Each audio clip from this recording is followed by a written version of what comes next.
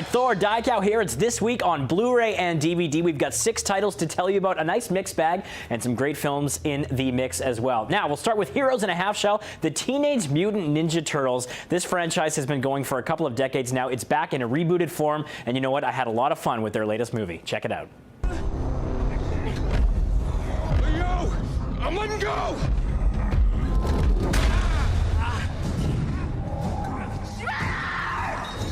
This is all that's left! Little girl. That belongs to me. Hold on!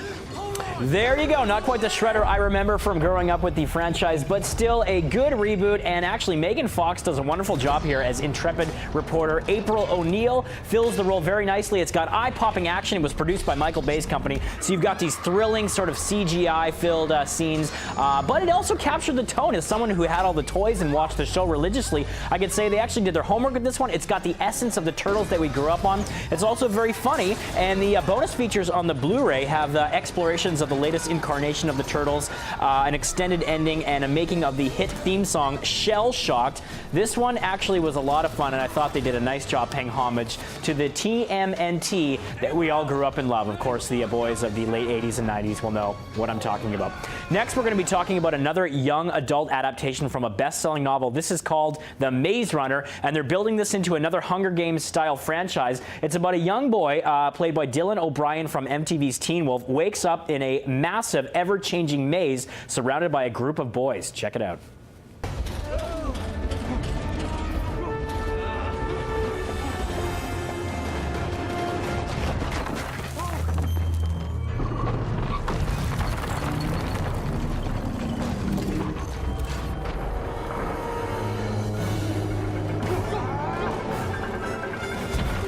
Yeah, so a big budget on this one, obviously a lot of action, a lot of chase scenes, and there are dangerous obstacles at every turn for these boys, especially the dangerous grievers that roam the concrete corridors at night. They've all got to find a way to get out. It's very intense, and actually I found the opening of this movie, this is the opening scene, so you're thrown right into this mystery, wondering how this boy got here, how he's going to get out, and what the sort of background story is. Dylan O'Brien actually makes a very effective lead in this film. You felt like you were really taking the journey with him, so there's some silliness to it with the writing, obviously, and some of the CG wasn't as good as they had probably hoped for, probably due to some of the budget restrictions with it. But it's got an interesting Lost Boys sort of Lord of the Flies vibe to it. Got a little bit ridiculous when it came down to the grievers and some of the chase sequences in the middle. But it's got an interesting theme to it at its core, and a good story that keeps the action unfolding at a good pace. So they've got an interesting franchise they're building here.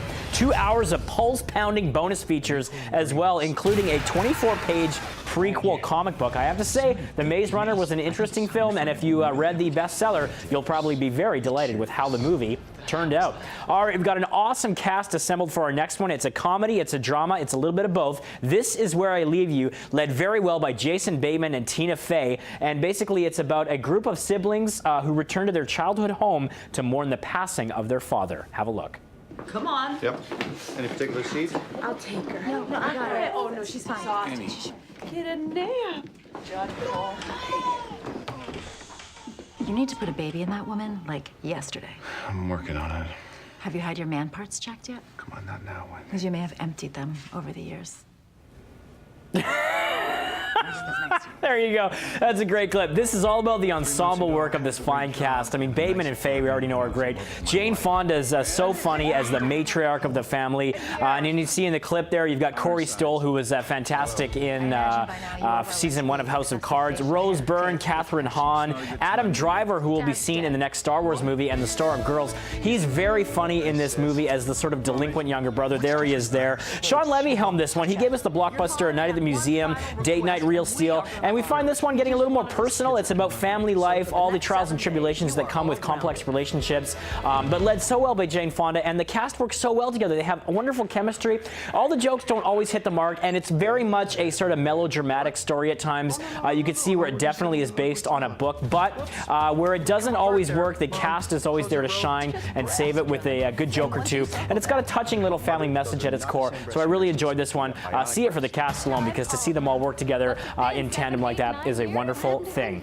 Next, we're going to switch gears a little bit and go to the 1920s for a wonderful drama, one of the best of 2014, directed by James Gray. This is The Immigrant, and this stars Marianne Cotillard in a breathtaking performance. She stars as an immigrant from Poland who makes her way to follow the American dream to New York City, but doctors on Ellis Island discover that her sister is coming down with a disease, so they separate her and quarantine her. You can see in the scene here. She's all alone, gets befriended by Joaquin Phoenix, who plays a charming but wicked man. He soon takes her under his wing, but forces her into prostitution.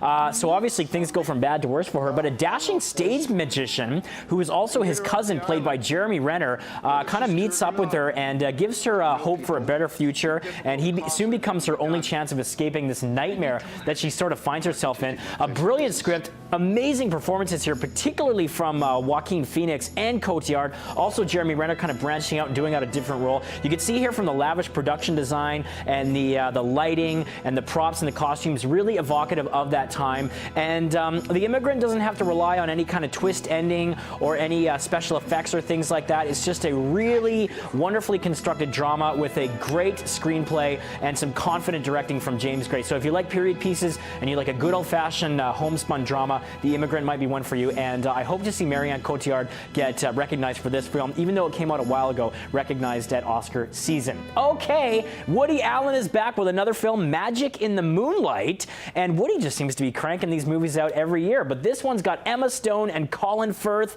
and the beautiful and opulent southern France is the setting for this one. Colin Firth plays an Englishman and a master magician who gets called away to this seaside town to help expose a swindler played by Emma Stone.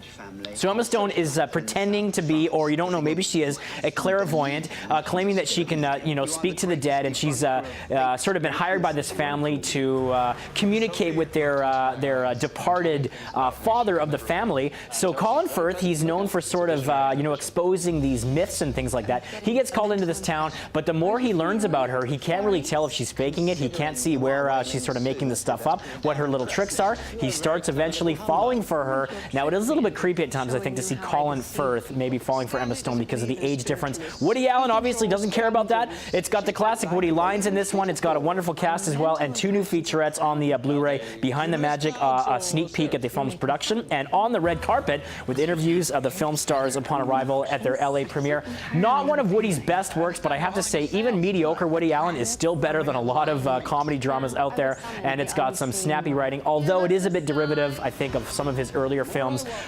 Colin Firth, though, is wonderful in this film, and Emma Stone proving that she is a young, shining, bright light in Hollywood. There you go. We got one more to tell you about. Halle Berry stars in this one. It's on the small screen. We're talking television. Season 1 of Extant is out, and Steven Spielberg produced this one. It's a sci-fi thriller that looks at the evolution of family and ultimately the survival of the human race. So Halle Berry plays an astronaut who's trying to readjust to life back on Earth after a 13-month space mission.